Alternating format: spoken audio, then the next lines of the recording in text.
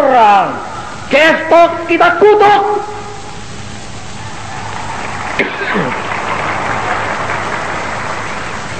Dan saya mengkutuk pula.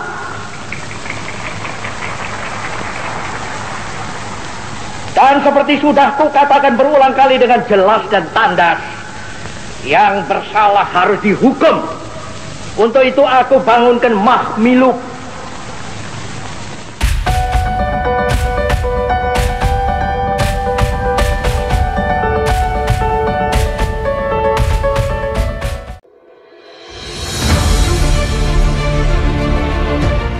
Super Semar dan Tafsir Soeharto, ditulis oleh Henry F. Isnaini dari Historia.id. Super Semar, atau Surat Perintah tanggal 11 Maret tahun 1966, berisi perintah Soekarno kepada Soeharto untuk mengambil langkah-langkah yang diperlukan untuk memulihkan ketertiban dan keamanan umum. Perintah kedua adalah meminta Soeharto untuk melindungi Presiden, semua anggota keluarga, hasil karya dan ajarannya. Namun Soeharto tidak melaksanakan perintah tersebut dan mengambil tindakan sendiri di luar perintah Presiden Soekarno. Langkah pertama yang dilakukan Soeharto begitu menerima surat tersebut adalah membubarkan Partai Komunis Indonesia dengan surat keputusan Presiden nomor 1-3-1966 yang ditandatanganinya pukul 4, Sabtu, tanggal 12 Maret tahun 1966. Surat itu dibuat mengatasnamakan Presiden, dengan modal mandat Super Semar yang ditafsir Soeharto sendiri. Probo Sutejo adik Soeharto mengungkapkan, bahwa sebenarnya tidak ada kalimat yang menyebutkan untuk membubarkan PKI di dalam Super Semar. Tetapi Mas Harto memiliki keyakinan, bahwa pemulihan keamanan hanya akan terjadi jika PKI dibubarkan. Katanya dalam memoar saya dan Mas Harto. Setelah itu, Kolonel Sarwo Edi, Komandan RPKAD, sekarang Kopassus, berkonvoi keliling kota untuk show of force. Kami, atau Kesatuan Aksi Mahasiswa Indonesia, Front Pancasila, dan sejumlah organisasi massa bergabung dengan RPKAD dan Kostrad. Menurut aktivis kami, Jusuf Wanandi, demonstrasi kemenangan itu merupakan show of force dan pameran persatuan unsur-unsur angkatan bersenjata yang pro-Soeharto dengan rakyat, terutama mahasiswa dan pemuda. Dalam demonstrasi tersebut, salinan Super Semar dan surat pembubaran PKI disebarluaskan. Kata Jusuf dalam memoarnya, menyibak tabir Orde Baru. Soekarno marah besar melihat demonstrasi Super Semar itu.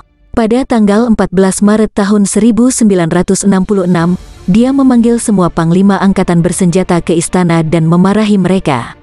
Dia menegaskan, bahwa Super Semar tidak pernah dimaksudkan untuk membubarkan PKI. Menghadapi kemarahan Soekarno, kata Jusuf, Soeharto tetap tenang.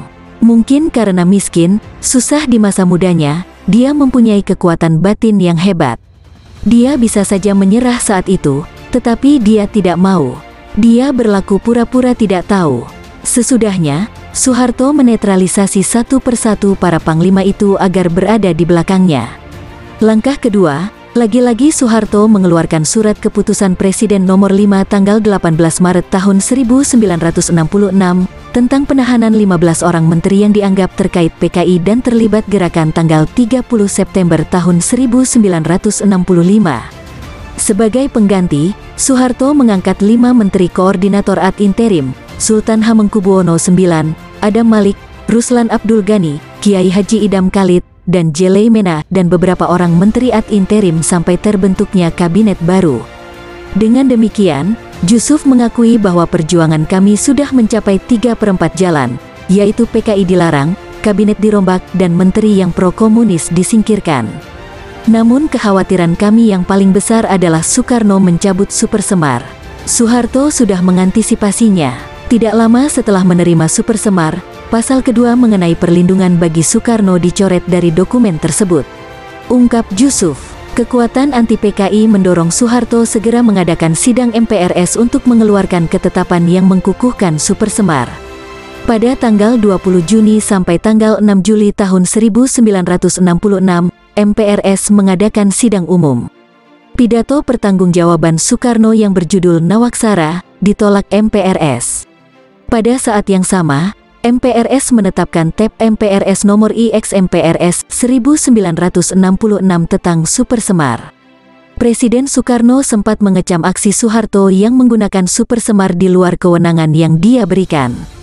Dalam pidatonya yang berjudul, "Jangan sekali-sekali meninggalkan sejarah" atau Jas Merah tanggal 17 Agustus tahun 1966, Soekarno menegaskan bahwa Super Semar bukanlah transfer of sovereignty dan bukan pula transfer of authority.